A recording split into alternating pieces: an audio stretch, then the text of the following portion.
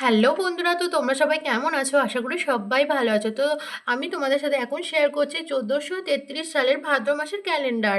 তো তোমরা যদি আষাঢ় মাস শ্রাবণ মাসের ক্যালেন্ডার দেখতে চাও, আমার চ্যানেলে দেওয়া আছে, তোমরা দেখতে পারো। আচ্ছা, 1433 সালের ভাদ্র মাসের ক্যালেন্ডার আগস্ট আর সেপ্টেম্বর মাস মিলেই হয় ভাদ্র মাস। এটা 2026 সালের ক্যালেন্ডার বলছি। তো এখানে আছে বুধবার পড়ছে 19শে আগস্ট, 1 তারিখ পড়ছে। তো 19শে আগস্ট পড়ছে পয়লা ভাদ্র, 20শে আগস্ট পড়ছে দোসরা ভাদ্র, 21শে আগস্ট পড়ছে তেসরা ভাদ্র, 22শে আগস্ট পড়ছে চৌঠা ভাদ্র, 23শে আগস্ট পড়ছে পাঁচই ভাদ্র, 24শে আগস্ট পড়ছে ছয়ই ভাদ্র, 25শে আগস্ট পড়ছে সাতই ভাদ্র, 26শে আগস্ট পড়ছে আটই ভাদ্র, 27শে আগস্ট পড়ছে নয়ই ভাদ্র, 28শে আগস্ট পড়ছে দশই ভাদ্র, 29শে আগস্ট পড়ছে 11ই ভাদ্র, 30শে আগস্ট পড়ছে 12ই ভাদ্র, 31শে আগস্ট পড়ছে 13ই ভাদ্র, পয়লা সেপ্টেম্বর পড়ছে 14ই ভাদ্র, দোসরা সেপ্টেম্বর পড়ছে 15ই ভাদ্র, তেসরা সেপ্টেম্বর পড়ছে 16ই ভাদ্র, চৌঠা সেপ্টেম্বর পড়ছে 17ই ভাদ্র, 5ই সেপ্টেম্বর পড়ছে 18ই ভাদ্র, 6ই সেপ্টেম্বর পড়ছে 19শে ভাদ্র, 7ই সেপ্টেম্বর পড়ছে 20শে ভাদ্র, 8ই সেপ্টেম্বর পড়ছে 21শে ভাদ্র, 9ই সেপ্টেম্বর পড়ছে 22শে ভাদ্র, 10ই সেপ্টেম্বর পড়ছে 23শে ভাদ্র, 11ই সেপ্টেম্বর পড়ছে 24শে ভাদ্র, 12ই সেপ্টেম্বর পড়ছে 25শে ভাদ্র, 13ই সেপ্টেম্বর পড়ছে 26শে ভাদ্র, 14ই সেপ্টেম্বর পড়ছে 27শে ভাদ্র, 15ই সেপ্টেম্বর পড়ছে 28শে ভাদ্র, 16ই সেপ্টেম্বর পড়ছে 29শে ভাদ্র, 17ই সেপ্টেম্বর পড়ছে 30শে ভাদ্র, 18ই সেপ্টেম্বর পড়ছে 31শে ভাদ্র। এবার তোমাদের সাথে আমি বলছি কি কি অনুষ্ঠান আছে ভাদ্র মাসে। তো 1 তারিখ মানে পয়লা ভাদ্র আছে শীতলা সপ্তমী ব্রত, 5 তারিখ আছে একাদশী উপবাস। তো একাদশী 5 তারিখে পড়ছে। আর আর পড়ছে এই দিন শ্রীকৃষ্ণের ঝুলন যাত্রা আরম্ভ হচ্ছে এই দিন।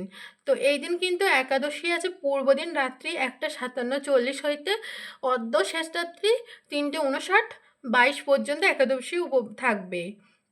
তারপরে 8 তারিখে পড়ছে ফতেয়া দোয়াজ দাহম।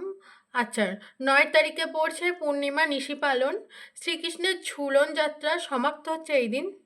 9 আর 10 তারিখ কিন্তু রাখি পূর্ণিমা ব্রত বা রাখি পূর্ণিমা মানে রাখি পূর্ণিমা পড়ছে আর রাখি বন্ধন পড়ছে। তো ব্রত উপবাস অনেকে করে থাকে, আবার রাখি বন্ধন করে থাকে, সেটা একই ব্যাপার।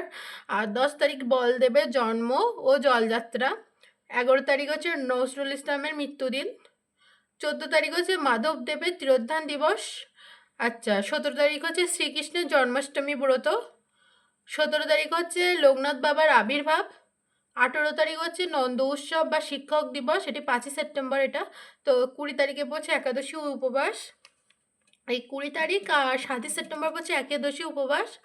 তো এই দিন পূর্বদিন সন্ধ্যা 6:31 হইতে অদ্য অপরাহ্ন 4:39 পর্যন্ত একাদশী থাকবে ভাদ্র মাসে, যে একাদশী পড়ছে।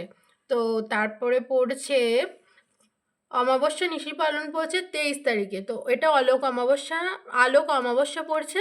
তো পূর্বদিন দিবা 10:09:12 হইতে অদ্য দিবা 8:48:26 পর্যন্ত অমাবস্যা থাকবে। তারপর পড়ছে 24 তারিখ অমাবস্যা ব্রত উপবাস এই পড়ছে। আর 25 তারিখ পড়ছে শঙ্করদেবের তিরোধান দিবস। 28 তারিখ পড়ছে গণেশ চতুর্থী ও পূজা বিনায়ক চতুর্থী ব্রত। আর 31 তারিখ পড়ছে ললিতা সপ্তমী ব্রত, বিশ্বকর্মা পূজা, অরন্দন ভদ্রাবতী পূজা সমাপন।